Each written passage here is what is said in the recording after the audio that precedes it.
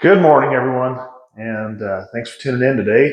So we are going to do another video on some LVP, and before we get started, just ask you to subscribe and hit the like button, and try to go to the channel,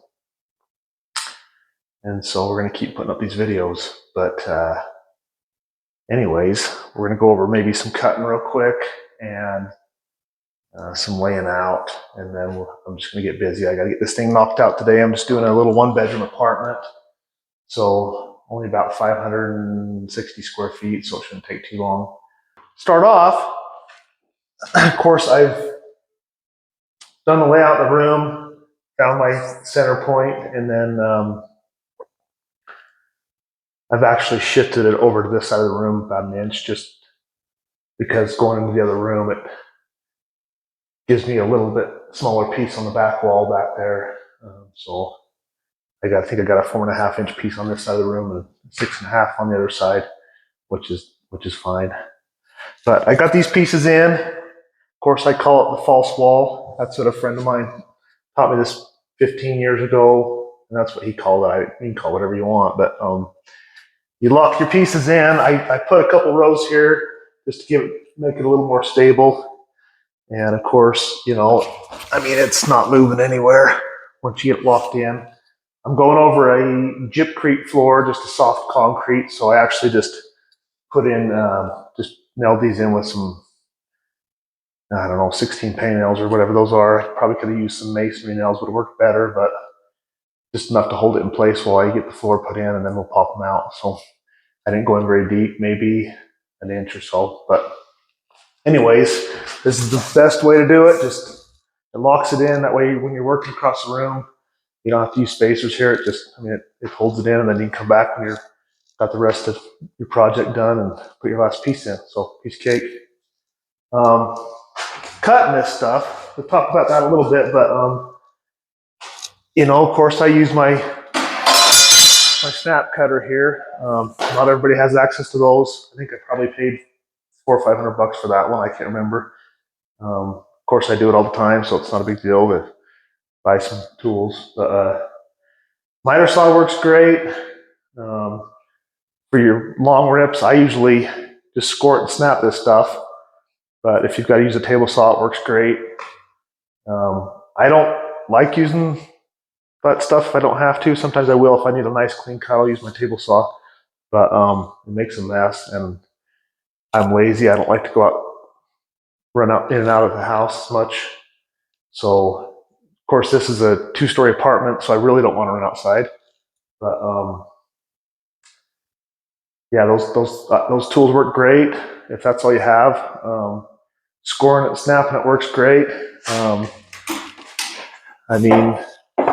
you got to use just your speed square, you can just make your mark on that. Just put a little score in it and then snap it. Makes a pretty clean edge. If you're going under baseboards, of course, it doesn't have to be that pretty because you're going to cover it with a 1/2 inch base or whatever. But if you're going up somewhere that you might just want to use some flexible silicone to finish it off on the edge, you probably want to use this or your miter saw. But I'm going to get busy. I've got to get this done today, like I said, and move on to the next project. So like I said, it's just a 1-bedroom, so we'll work through this little family room into that room. And then, of course, this is just a little kitchen. So a few cabinets cut around, nothing too serious. And then goes into this room. Of course, we talked about this in one of my videos, just stacking your product and letting it acclimate in here for, I think, the minimum 72 hours. So, and it just goes into a bathroom. So.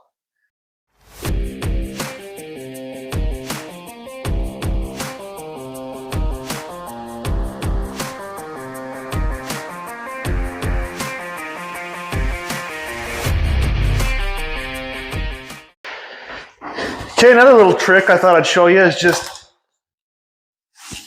you take your piece. This is the way it goes when you come to the end. This is the way you're putting these in. Just flip it around, put it against the wall. And of course, we want to leave a 1/4 inch gap here. So I'll just make me a little mark like that.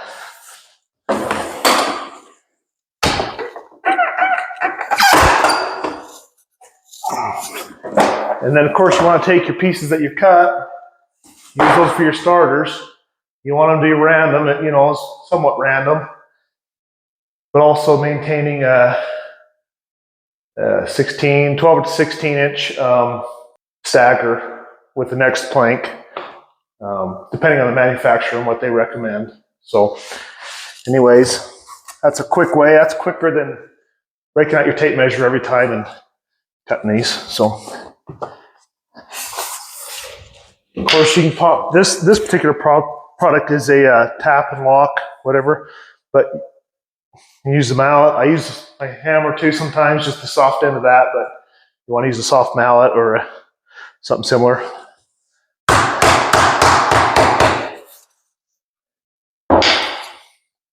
So, piece of cake.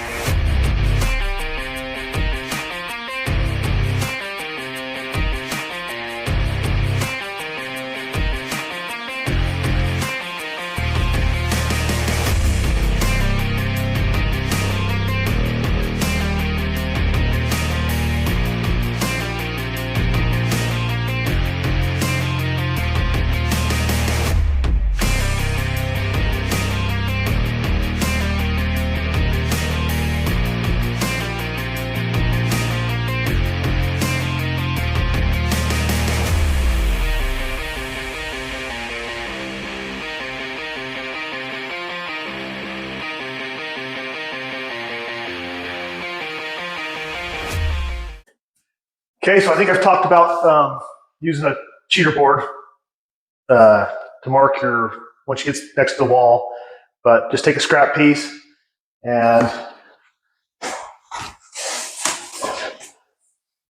there's this groove end, and just cut that edge off, that material right there, and then that should give you a good marker there to follow. But like we talked about, I'm just gonna score this with my knife and cut it.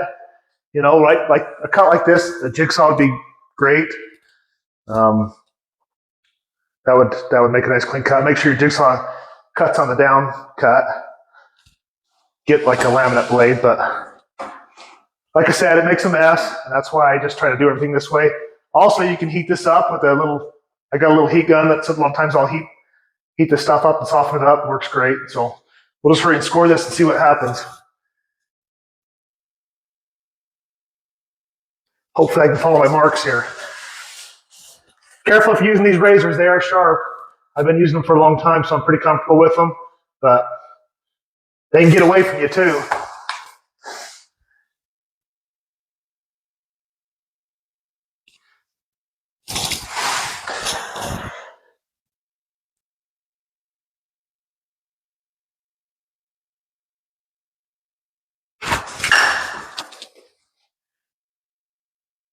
See, I'll probably just use that heat gun to soften that up a little bit. That edge is kind of small.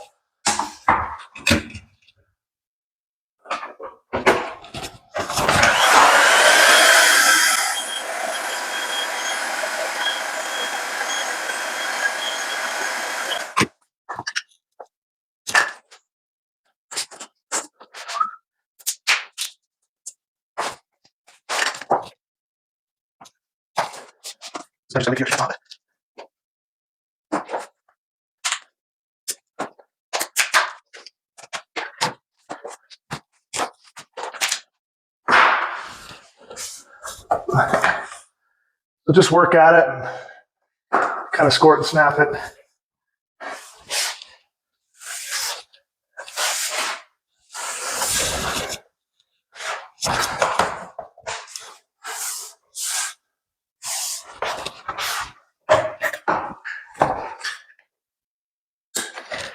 Like I said, I don't like making 100 trips in and out of the house, so I try to This is why I do it this way.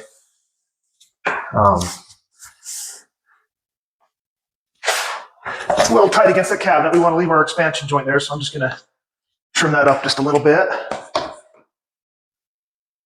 Of course, if you're doing laminate flooring, you are going to be cutting right into the house and cutting, because you're not going to cut it like this with your razor.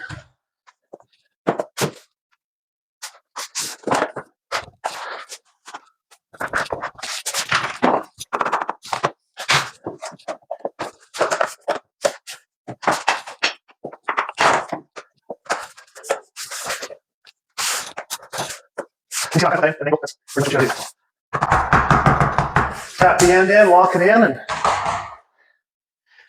that's how that's done. All right, we're just going to undercut some of these door jambs.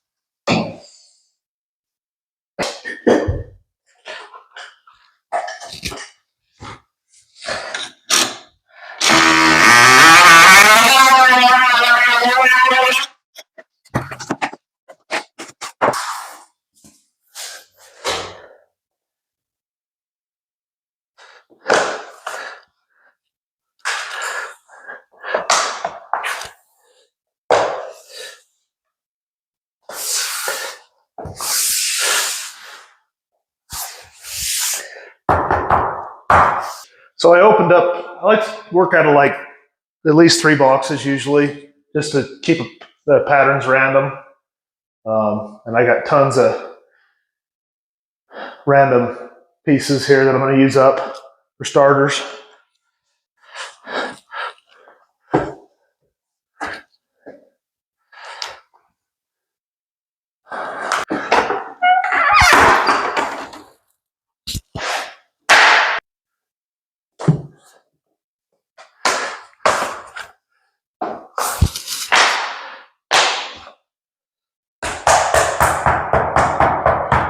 It doesn't take a lot to get these ends tapped in, so be somewhat gentle with them.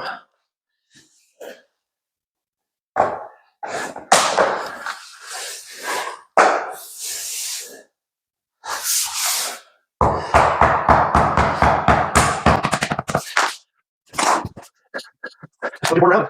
Use up for a wrench. Start down, start again.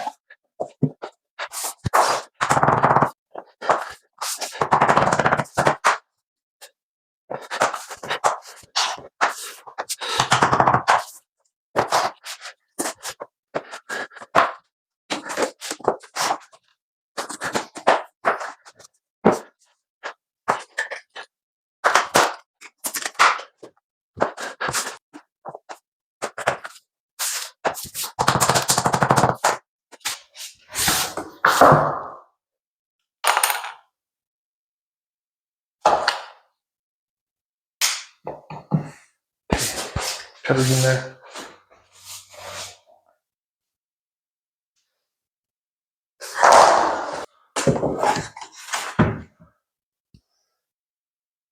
There we go.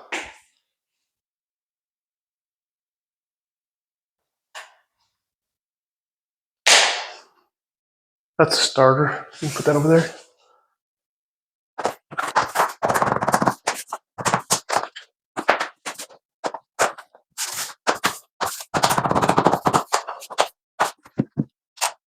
Here, move these back. Where's it?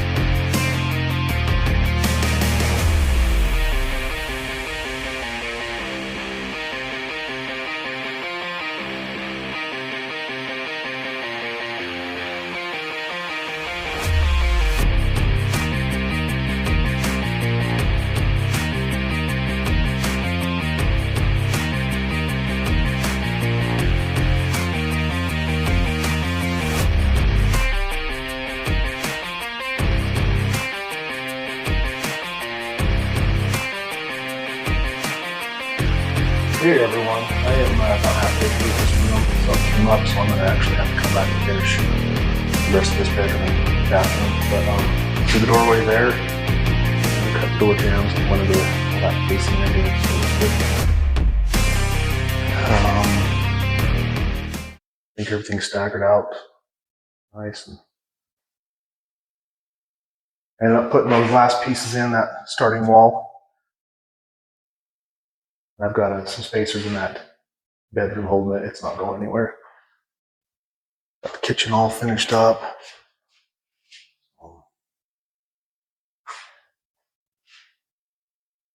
Cabinets and everything. So I'm going to end with that and make yourself a little cheater board. It helps. And I talked about different ways of cutting your material. And use whatever works best for you. You know, there's not that one is wrong versus another. Just whatever's more convenient. Like I said, I like to cut everything inside not to make a bunch of trips outside. But that is the end of this video. And thanks for watching. And please subscribe. And we will catch you on the next one. Thanks.